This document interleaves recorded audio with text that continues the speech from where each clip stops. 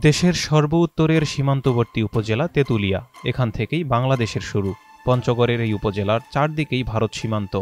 সীমান্তের এই মানুষদের চিকিৎসা, শিক্ষা, ব্যবসা-বাণিজ্য যে কোনো প্রয়োজনে ছুটতে হয় জেলা, বিভাগীয়, রাজধানী শহরে।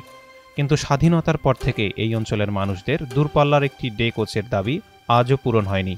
বিভিন্ন সময় অনেকে উদ্যোগ নিলেও বাধার মুখে চালু হয়নি। এই যে যাতায়াতের জন্য আমাদের একটা ব্যবস্থা থাকা প্রয়োজন, সেক্ষেত্রে আমরা শুধু তেঁতুলিয়াতে নাইট কোচই পাই। নাইট কোচ ছাড়া এখানে ডে কোচের কোনো ব্যবস্থা নেই। তো দিনের জন্য একটি ডে কোচ চালানো একান্ত প্রয়োজন, বিশেষ করে রোগী, ছাত্রছাত্রী এবং জনগণের সুবিধার্থে। সারা দেশ থেকে প্রতি বছর এই অঞ্চলে প্রচুর পর্যটক ও ব্যবসায়ীর আগমন ঘটে। বাংলাবান্ধা স্থলবন্দর দিয়ে দুই দেশের মানুষের যাতায়াত চলে নিয়মিত। এই কিছু কুচক্রী মহল, সুবিধাবাদী মহল এই সুযোগটা থেকে আমাদের বঞ্চিত তেঁতুলিয়াবাসীকে সম্পূর্ণভাবে বঞ্চিত রেখেছে। ডে কোচ না থাকায় পর্যটক ও ব্যবসায়ীরা তেঁতুলিয়ায় আসলে ডে কোচের অভাবে দিনের বেলা তারা আর ফিরতে পারে না। অপেক্ষা করতে হয় সন্ধ্যা পর্যন্ত, নয়তো প্রায় 40 কিলোমিটার দূরে পঞ্চগড় শহরে গিয়ে দূরপাল্লার বাস ধরতে হয়। এই ঈদে জামা জুতো অ্যাক্সেসরিজের ডিসকাউন্ট। টুরিস্টরা আসে আপনার দিনে দিনে যদি দিবাকালীন কোচ থাকে তারা দিনের বেলা এসে আবার ফেরত যেতে পারে।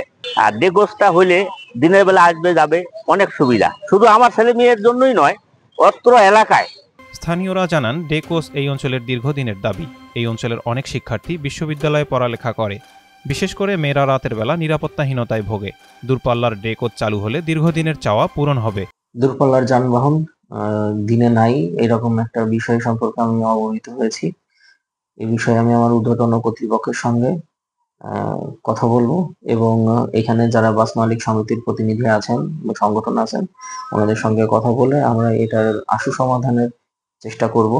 সীমান্ত ঘেঁষা এই মানুষদের দাবি পূরণ হলে যোগাযোগ ব্যবস্থায় মিলবে স্বস্তি, অর্থনৈতিক ব্যবস্থায় আসবে উন্নতি, এমন প্রত্যাশা এলাকাবাসীর।